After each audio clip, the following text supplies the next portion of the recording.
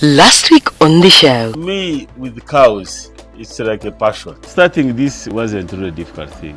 My father was typically a farmer, but at that level. So I said, what can I do different?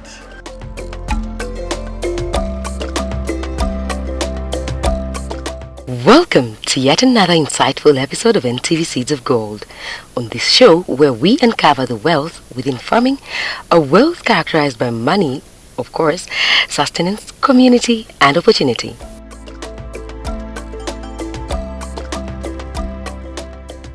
Today, we will kick off the show in honor of October 16th, World Food Day. We celebrate the very essence of life, which is food. It's a day to reflect on how farming feeds families, nourishes nations, and builds futures. Happy World Food Day.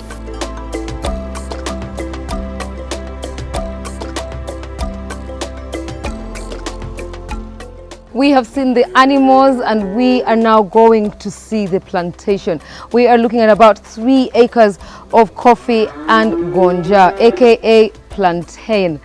Promises were made, promises have been realized. Now we were here 7 years ago, but this has only been achieved in less than 3 years. If I didn't see it, I wouldn't believe it. The doctor is doing great. Let's have a word with him, shall we? You are talking of 7 years. This is when you first came here and your focus was on the forest. Yeah. So all of these you have seen, the cow, the what, we are talking of now 2.5 years. Throughout life, we each have someone we admire who sparks our drive to succeed. So what motivates this man to work with such relentless determination? Dr. Mugasha shares the source of his inspiration, offering insight into how he's reshaping the story. How have we achieved this? Now, we had coffee here before, so all this is not a new innovation. Yeah. Because I grew up in a family which we had mixed farming, mixed cropping, etc., etc. But now there have been these programs going on, and then I got also inspired. Yeah. And then now with the cows, and then also cows dung and whatever, all that manure, I realized I needed now to do something. Yeah. So before here, it was just there. Okay, some matoke, as long as, these people eat and what, and some of them are eaten by monkeys, etc. So last year, to be specific, August, I cleared here. Just now opened the entire ground with the tractor. I'm thankful to the government because it brought me a tractor, a trailer, and all the hollows and everything. So I opened it. After opening it, I said I'll put coffee. I think this coffee is going to bring wonders. Yeah. 6 months old. You need to prepare the ground, Yeah. the garden very well. Now, what I did, I dug 2 feet down, then 3 feet wide. I brought this organic manure, mixed it with whatever, I put it, then I covered. Yes. I left it for like 2 months. Then in January I brought this coffee, I put now, but you just see. His upbringing played a significant role in shaping his path. However, determined to break away from tradition, he decided to take a more structured and commercial approach. Through persistent questioning, a friend suggested that he try planting gonja instead of the usual bananas, opening up a new opportunity. In fact, what I wanted to put matoke, just matoke, because coffee needs shade. Yes. But a friend of mine, when I was talking to him, because I wanted to get seedlings from his place, he said, no, don't plant matoke. And then I said, what do you mean? You plant plantain. He put me aside. I said, do you know matoke, you will never get here because you see, when there is a season for matoke, everyone has it is a season. Yeah. So a bunch goes as low as even 3,000. So I have If you happen to get, but now it's a little bit, so you can maybe get 15 or something. Yeah. But gonja is constant. I realized that I said, hey, by the way, I always buy just a catch of gonja in a supermarket. You know, they wait on a weighing machine. I buy 20,000. Just I said, hey. a cluster. I said, okay. Now this gonja you see, 4 months. He himself, he gave me the seedlings. I got the seedlings from his place. I think I got about 600. Yeah. Because now here you have about, I think 1,200, Yes. you know. But my target now with this gonja is 10,000, 10,000. So I said, now let me first of all see what happened to this block. And as you can see, I think really I love what I'm seeing or what is happening. Yeah. Ben has got it all figured out with a clear vision of his future earnings from gonja. That's what true planning looks like. Because I want you to imagine selling 10,000 gonjas a month. No, assuming you sell them maybe twice a year. Yeah. 10,000 times 40, how much is that? 10 times 4, 8. That is 800 million. Times 2, 1.6 billion only from gonja. Now, if you want to add value, Yeah. and you pack, you do the crisps, which I want to do. Yeah. You do the crisps, you do the what? Imagine, and I'm here, fresh hair, fresh everything. So I want you to imagine. In my view, I need to appeal to these people in Kampala, in these urban whatever, that really we can go back and do something to our communities. Yes. We should stop blame games. You can never achieve anything if you have not started it. If I start. You look at 6 months, so I want you to imagine 6 years from now. Okay? Ben, a native of the region, has taken a thoughtful approach by prioritizing the employment of locals, showing a strong commitment to uplifting his community. His actions reflect a firm belief that with determination, anything is within reach, as Ben continues to create job opportunities for those in this village, empowering the local workforce. So what I'm doing is to my community to make sure that we trained our people, my people, because all this garden, the cow, the grass down, everything, my people around. And I'm happy because averagely, if you pay averagely about 300 or something, per month, whatever, that's an income to the family. So I also need definitely, if really I could have a proper funding. Yeah. Proper funding. This place can it can just do miracles. Yeah. It can do miracles. I'll have the capacity. I'll definitely, if I have the proper funding and I utilize all the 50 acres I want to utilize, I'll be employing close to almost 100 people. Yeah.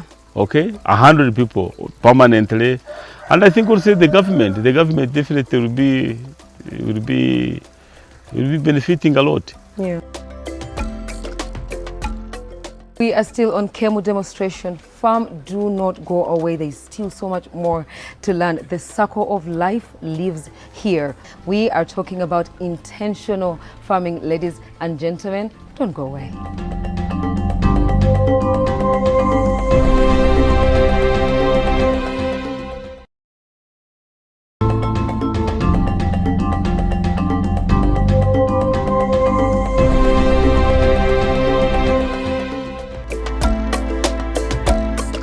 We are still here at Kemu Farm, and glad you're still with us. Dr. Mugasha explains why he decided to clear the pine trees and shift entirely to pasture farming, completely changing his approach.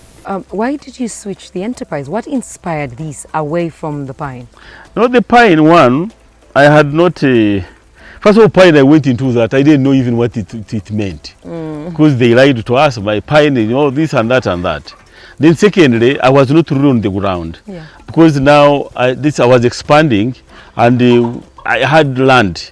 So whichever part I would there, plant pine. Now, by the time came when I really wanted to show cause on the knee. How can you honestly have these? Then you are surrounded by trees and what have you. I realized it's not making any sense to me. Yeah. So I cut everything down, and I said, now let me do things in an organized manner, and this is how far I've gone.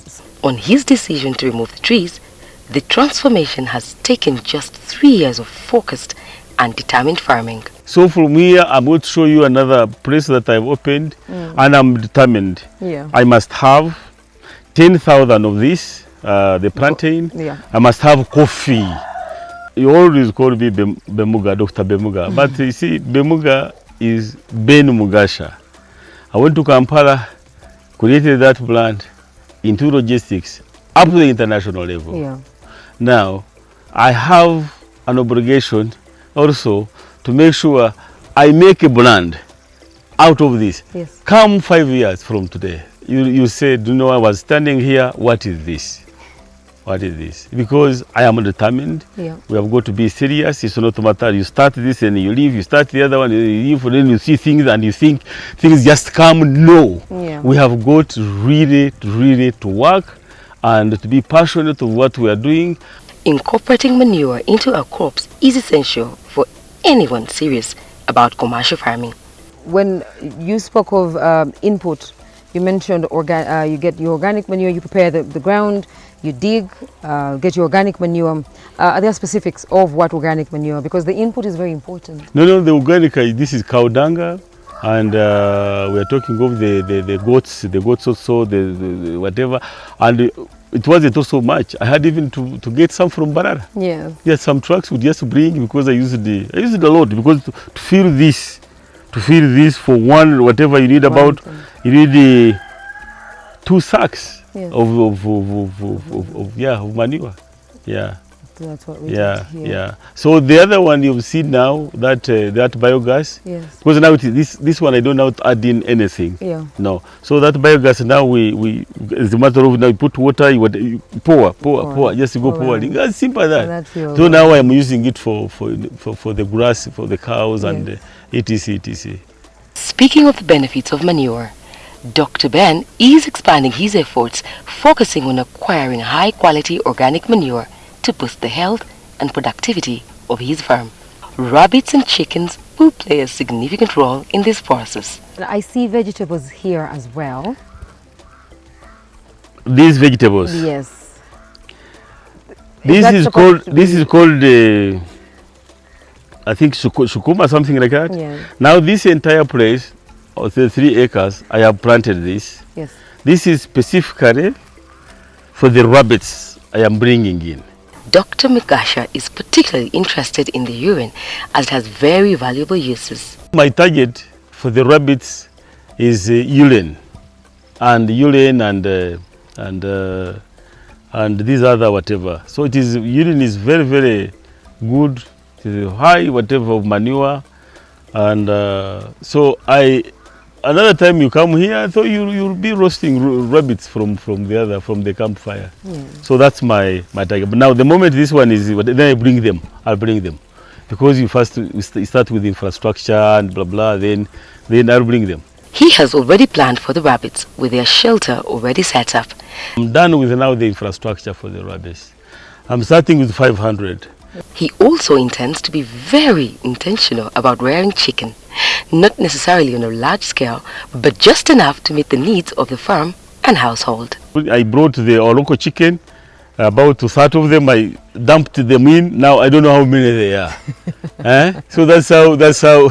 And then we say that we are poor. When starting a farm, it's crucial to plan particularly for a large-scale operation.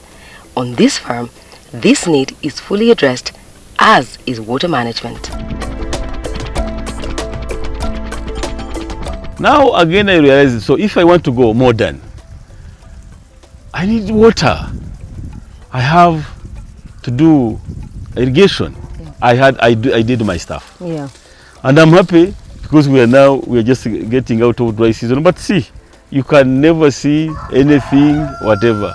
So I have now secured this block.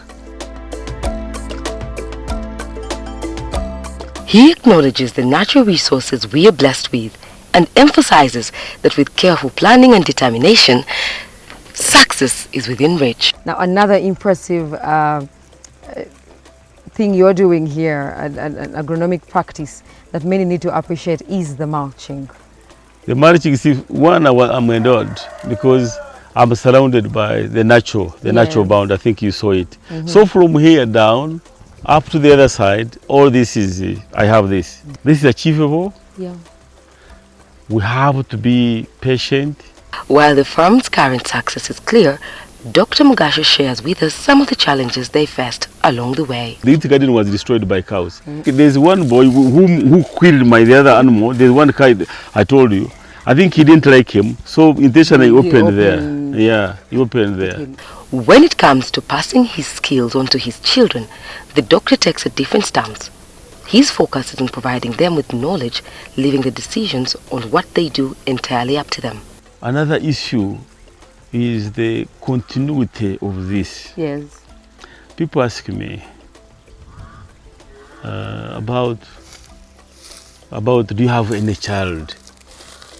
Do you have any child that is interested? To interest them, let me do something. They see how much money I'll have. And then they might just get interested. Okay. Dr. Mugasho shared his ambitious vision for the future earlier, and now we explore the area where he plans to expand the coffee project. The groundwork is well underway, ensuring the crops will have a secure and fertile start. Now, all from down up to up, all this is going to be coffee and I told you. I know. Then after that, I'll open the other block. Yes. Also to be coffee and gonja. Then I think I'll stop from there. Yeah. Then I start the other down up part. That there one I have got now to do this. So I do it in phases. Have make sure that I have enough animal feed, and then I have space to do my own. Pathways will certainly be necessary here. This work was no easy feat, but we're determined to uncover the potential within every seed. You see the beauty of the tractor. Yeah. I can see it. The tractor goes deep, and he puts in this. So we had to do this so that we of the erosion and what have you. Then after that we are going to mulch. Then we are going to put we need to put some very friendly walkways. Like when you come like this zigzagging, okay? Yes. Zigzagging. You don't have to slope straight. Yeah. So I want us to go to the other side.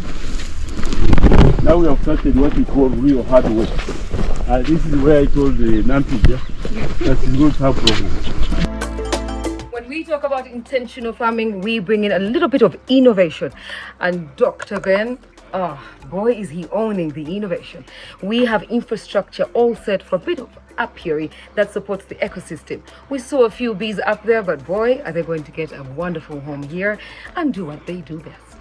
So I decided to relocate them. Here, this infrastructure will accommodate close to almost 700 beehives.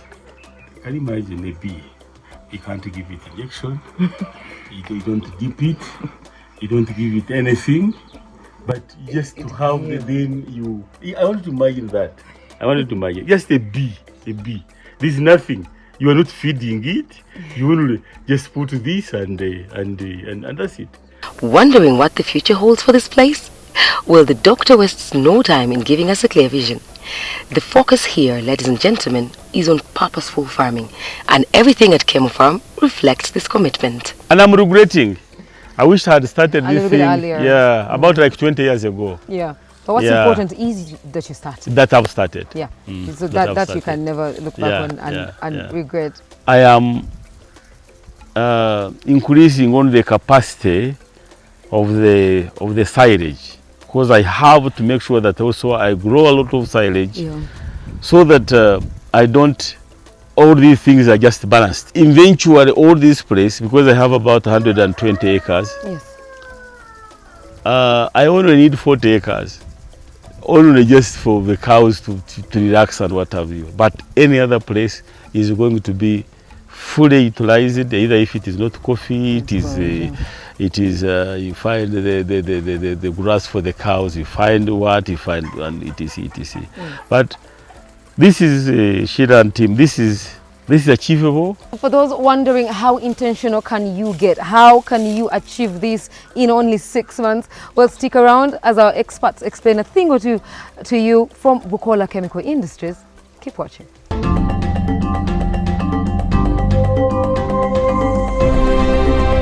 Farming opportunities brought to you by Bukola Chemical Industries. Tips for growing a thriving coffee and plantain intercrop. Optimal spacing. Keep coffee plants 3 meters apart and plantain 4 meters apart to prevent competition for sunlight, water and nutrients. Proper spacing promotes healthy growth for both crops. Banana weevil control. Drench your plantain with doo-doo guard every 6 months using 1 liter of mixed solution per plant.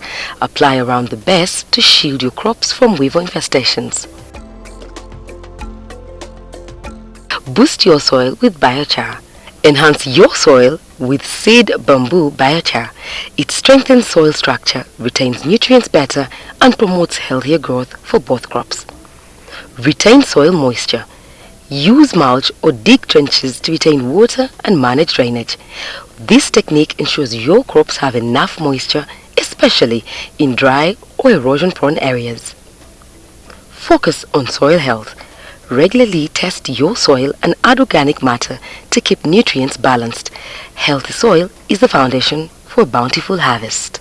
Keep those comments coming in. Hashtag NTV Seeds of Gold. Want to catch us live and you're on the go? Just download the Yo TV app and we will be right there on a date with you every Saturday.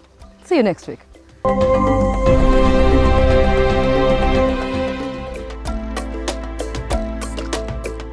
When one is abundantly blessed, it is only in order to pay it forward, and that is exactly what Dr. Mugasha has done.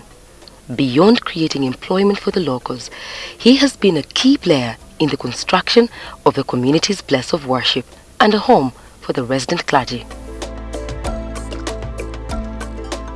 We had the privilege of visiting the church in Cheibare, which he is building with the support of family and friends.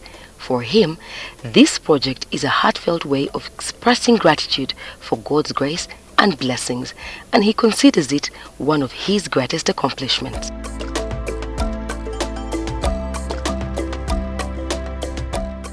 Prayer is key, and in that spirit, we sought the Almighty as we made our way back to Kampala. Most loving and gracious Father, King of glory, we are humbled before you with hearts full of thanks.